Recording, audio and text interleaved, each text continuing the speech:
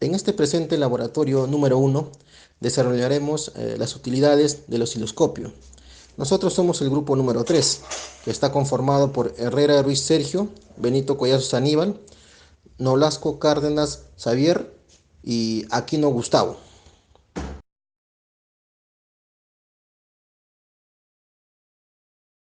Para medir el voltaje alterno, conectaremos el multímetro en paralelo a las puntas que van conectadas del osciloscopio a la fuente.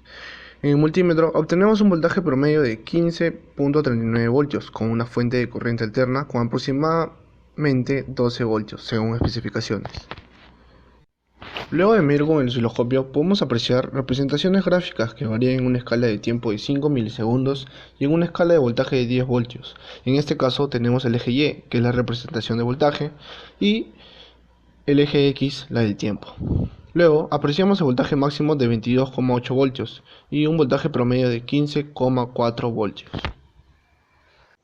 Para esta segunda prueba nos pide tomar como referencia que la onda sinusoidal inicie en t igual a 0 y el voltaje igual a 0.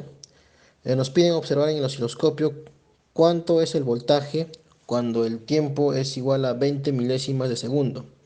Para esto tenemos que hacer coincidir la prolongación vertical del T superior con la prolongación horizontal del número 1 que está en la mano izquierda de color amarillo, de tal manera que estas dos proyecciones coincidan con la onda en un punto, de tal manera que ese punto lo tomaremos como referencia t igual a 0 y b igual a 0.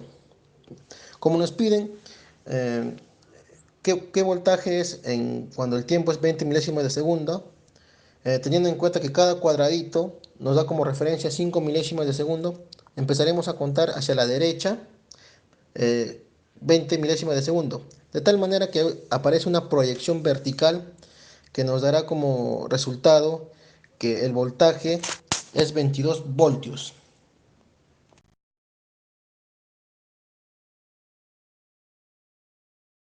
Para este siguiente ejercicio nosotros tenemos que encender un bombillo que está conectado al osciloscopio y al generador de ondas.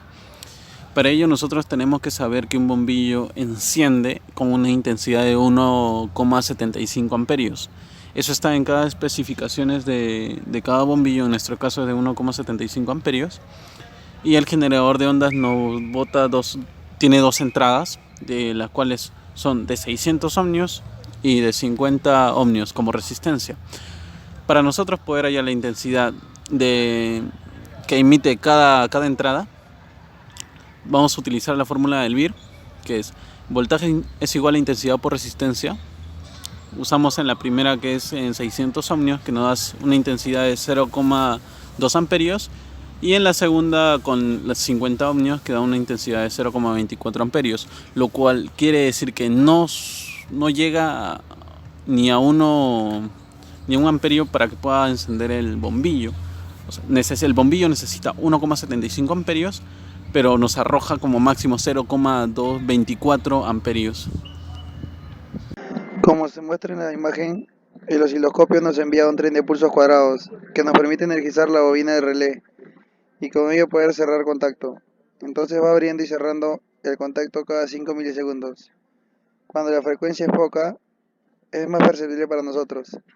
Mientras más frecuencia, menos lo será para nosotros. Además, cabe rescatar que las frecuencias dañan el relé por estar abriendo y cerrando constantemente el contacto. Por eso es recomendable no accionar la alta frecuencia. Tenemos con el generador de ondas, generamos una onda cuadrada entre 0 y 12,6 voltios, debido al offset, que nos permite subir voltajes de forma vertical, dando ondas cuadradas, utilidad necesaria para analizar actores. También tenemos con el generador de ondas que nos dio una onda triangular, teniendo un voltaje máximo de 9,6 y un voltaje mínimo de 400 mA. Estos son de mayor utilidad para los osciladores. Bueno, y por último tenemos una onda senoidal, teniendo con un voltaje máximo de 9,6 y un voltaje mínimo de 200. Estos son generadores por el offset, que nos permite subir el voltaje horizontalmente.